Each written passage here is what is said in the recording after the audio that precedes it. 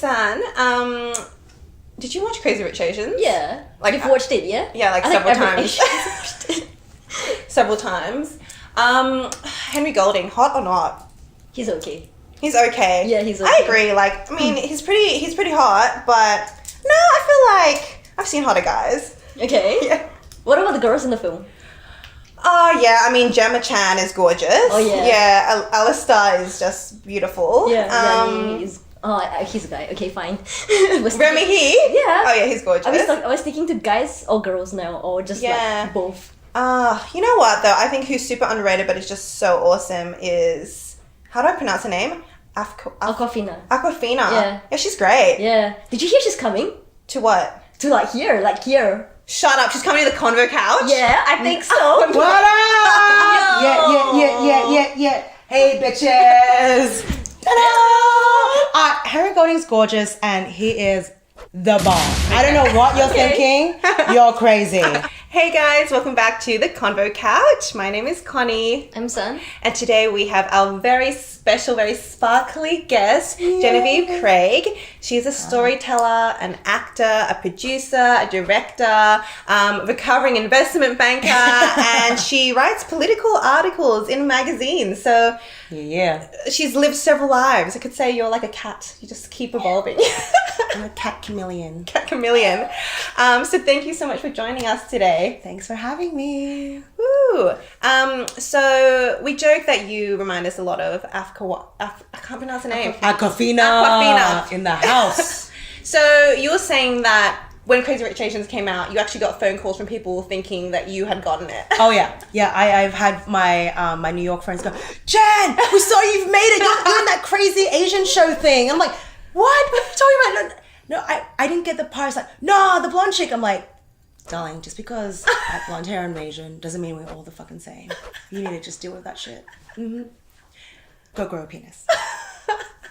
So I did audition for Crazy Rich Asians. I auditioned for Astrid and Amanda, and it was so phenomenal to see the script and read the book. I read the book in a day and a half. Wow. And I just sped through. I basically just went to the characters and read all the character bits and just like, And when that script, the sides came to me, I said, whoa, this is going to change history. And I knew this was coming almost 2-3 years ago. And it is probably at that point undiscovered as a treasure to all of the diasporas in the world. And that experience of being dispersed in terms of identity, in terms of our culture. And it really allowed for everyone who doesn't have an accent to have a voice in the UK, America, Australia. So I'm so excited for the next film. So Q-Con, if you're watching, check out the link. Yeah. You should hire me for the next film. How was it like for you personally when you sort of like came out to your parents? Like you told them you wanted to leave like a traditional career behind. Dun dun dun. So yes, I graduated from a Bachelor of Business, major in Finance and Marketing. I actually transitioned from that from a psychology degree. I actually have a really STEM background. So in terms of that classic stereotyped Asian mind, I'm very good with numbers and chemistry. Was one of my favorite subjects. I love formula. I love working out stuff and potions. But I'm not a lab rat. And I got to a point where I'm like, I want to play with boys. Like, I want to join, don't judge me. I joined the Sydney cheerleading team to just get out of prac. I'm like, I cannot do any more of the science stuff. Yeah. And I was choosing between fashion design and, well, really that's what I wanted. And my mum came in and she's like, well, if you want to just do your own fashion business, you probably should know business. I'm like, oh yeah, that actually makes a lot of sense. So she won. She's a very, very smart woman. She's managed to orchestrate my life up until the age of 23, 24. And that's when I had to leave the nest and do my own thing because I graduated with distinction honors and I got sucked into the glamour of finance and I joined every single internship, graduate program. I was like gutting it for the New York program with one of the major American banks, and then GC happened. So I was like, my entire world just went, Jen's life is over. it's a blessing in disguise. It's okay. But I did take my hush money and I got the hell out of there and I went to France. I went to France and lost myself and fell in love. As all Aussie girls, I think we have this thing, don't you think? Of like this dream to like, I want to fall in love with French man. Yeah. I want to smell like women. I want to blow my armpit hairs kind of thing. You know, all of that like stereotypical. I'm not sure about the growing your armpit hairs, but I definitely know what you mean, the European dream. Like when you're like a 20-something, you're educated, you just think, oh, the Europeans just know how to live life. Yeah. Then I'm just going to have wine and cheese and write at a cafe and smoke and yeah, you definitely romanticize that life. All right, so I have a 6-part web series called Chicas, like Hola la Chica. Now, not to be confused, Chica is also a Japanese name. It's also a first name used by a lot of people in the Caribbean. I am doing my best not to cultural appropriate, but hey, let's just celebrate culture here. It is a story that follows the lives of these 2 Aussie Eurasian chicks who go, fuck you to the 9-to-5 world to seek their creative freedom, like we are. And then they come out to their mother and embody their mother's guilt and shame. Which is the same as, you know, Jew guilt, Irish guilt, whatever guilt. Everyone's got bloody guilt. And they end up homeless, hospitalized, and heartbroken. Oh, yeah. Gosh. Now, did that feed a little bit into your own personal life? Of course not. Writers don't write from what they know. No. Not at all? No. Not leaving the 9 to 5 to pursue your creative passions? I am a recovering investment banker. My name is Genevieve. I've been on a training floor and I've taken too much coke. Scrap that last part. The challenges as a POC, Asian, whatever we want to What's call POC, sorry? people of color. Oh, okay, yeah. I've got a lot of color right now, so I guess I am a person of color. I got asked if I was Hawaiian today. Yeah. I was like, no, I'm Inuit. Jesus Christ. Anyway, so I knew I wasn't going to get any acting gigs. And if I was going to get acting gigs, I would play the Asian prostitute or assassin. And if I don't have martial arts skills, I basically won't get any gigs kind of thing. I'm like, well, I'm kind of screwed because I don't want to continue that narrative that all Asian women are fetishes and exotic creatures. I swear, if anyone uses that word exotic again, I'm going to kill someone. And what sort of stories are we telling the next generation? What we need is that platform for more stories to come through that are authentic and told by the people who honestly really care and have a vested interest. Because everyone's story matters. We're not saying what we see, what we have doesn't matter and not relevant, but what we see isn't inclusive enough. It hasn't given the voices that desperately need to have a platform. I found myself at the pearly gates of NIDA and I did presenting course. Yeah. And at that time, the actors take that course and they teach. And my tutor pulled me aside and goes, so Jen, like we're on a cigarette break. It's like, pretty good at this stuff. I'm like, yeah, it's fun. What is it? He's like, yeah, it's called acting. I'm like, that's crazy. You know that I'm crazy. I'm not that crazy. I'm not going to enter an industry that has less than 12% success rate and no one is going to make it. And you'll probably get raped. Yeah. Great. And then it happened. I did stage and that moment that I knew was I was playing Lady Anne from Richard III. It was a really hot day like today. And we're in the old Church of Actor Centre and it was heat lamps. My mum and dad were in there. At that point, my mum and I weren't talking for 2 years. And I'm doing this mammoth monologue about my husband that's just like died and been murdered. And it was the first time that the entire world just made sense.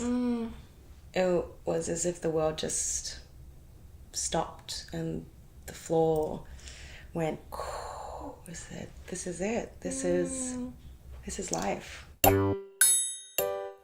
And you and I know that as performers or as artistic individuals, we engage with our imagination quite frequently.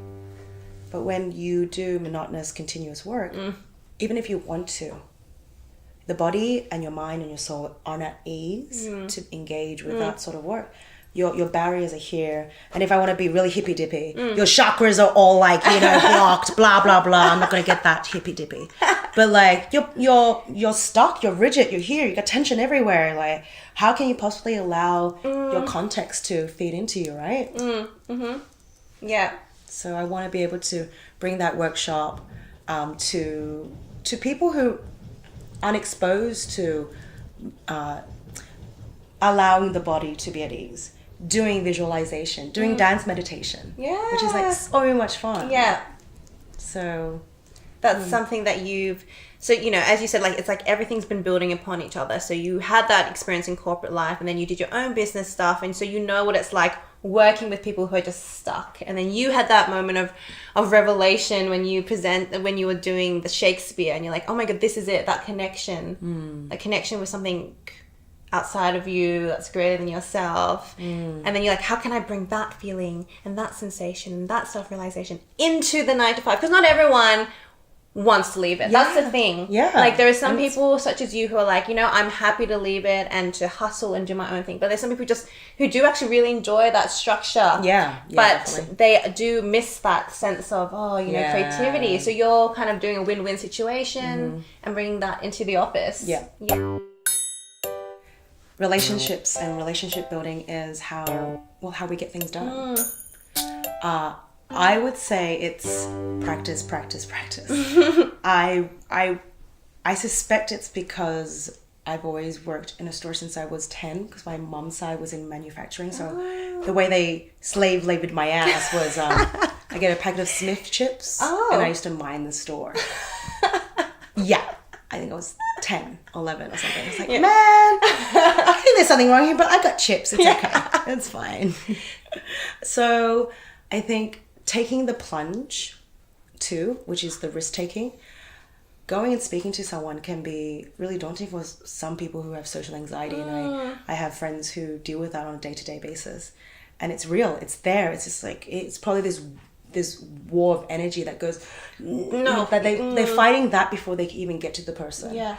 So I think practicing risk taking and finding a way that eases your body, because it's so physiological. Meeting someone is you touching, smelling, you're in each other's space. Like it's personal, and being personal is actually something we've always had. I think we've lost it a little bit, and if we're able to just find what makes you comfortable and share that, I think that's the third key, is finding what essence you have that you bring to the table and allow someone to experience that. So practice, take a risk, because everyone's scared and we don't all bite hard. And find what it is about you, your essence, that graces people. When she came, and oh God, she was the lady that had the flash on her camera. It's so it's totally what my mom does. I'm like, Jesus Christ. You know, it's just, she was the only woman with the flash on her camera. Yeah.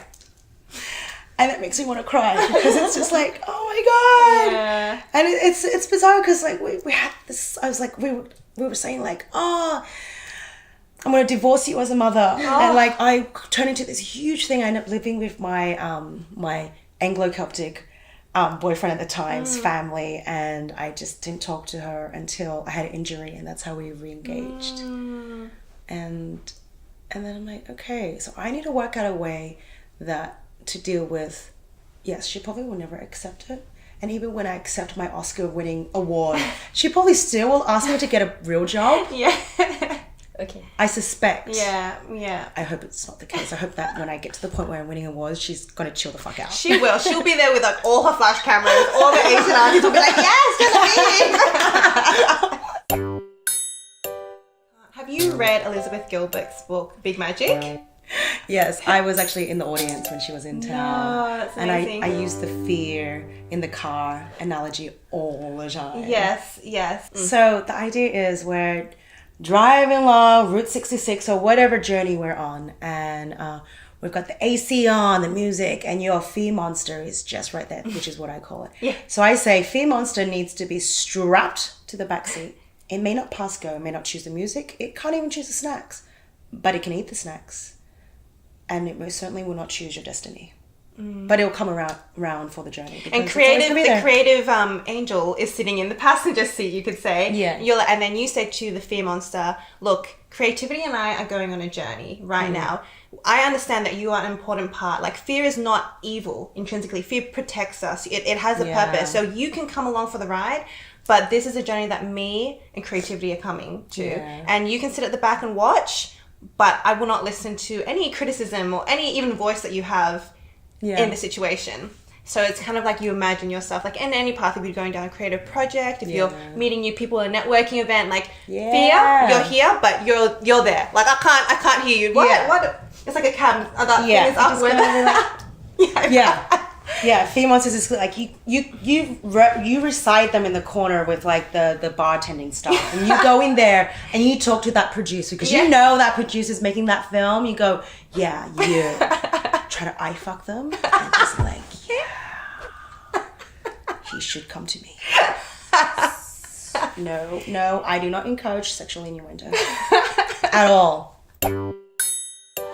This launch party is gonna happen at a cinema near you. There'll be 6 episodes will be that evening that people actually come. Oh wow, yeah. Otherwise, if you don't come to a launch, you have to wait. You have to wait week by week. Okay. I'm actually gonna have a variety show as well to showcase the amazing, diverse Aussie Asian creatives. Yeah. I'm gonna do a bit of spoken word. I love it. Yeah. And some dance hall dancers. And our director is also a fabulous musician, so you see her sing. And we'll have a segment. There's another segment that I want to put in there that's for some sort of variety show, magic show, whatever it is. So for all the Aussie Asian performers and stuff, hit me up if you're got some sort of, movement based crazy stuff. I've got a slot there that I want to showcase. Follow the flickering light, smell the warming air. Truth held you to the light. Seek the light, it might. Fallen grapes of truth, yielding blossoms of bold breath into your life. Find the truthful life. Will it, fight it. Fight the burning divine of truth who seek from right to right. All right, guys, thank you so much for joining us again on the Convo Couch. Yeah. It's been such a joy to have Genevieve join us. The sunshine, thank you so much for sharing your vulnerability, your stories, your passion, and just that whole journey that you've gone through as a creative person, and just as a passionate person. And we can't wait to watch Chickers, so we'll leave all the details for that in links below, as well as her PPP presentation course and all the other projects that she's working on at the moment. So make sure you check her out in links below. So until next time. Bye. Peace out. Yo, what's up? So I would love to share that 3 things. 1, Chickers is coming to household screens near you. 2, I'm doing a performance art piece, and I would love some performers to come on board. It's called Bleeding Buildings. Less words, relationship of architecture and the human form. I can share more of that when you contact me. Number 3, play power presence. If anyone out there has some warm leads around who would be interested to do some cool workshops with me, hit me up and drop me an email. Until then, thank you very much. My name's Genevieve Craig. Peace out.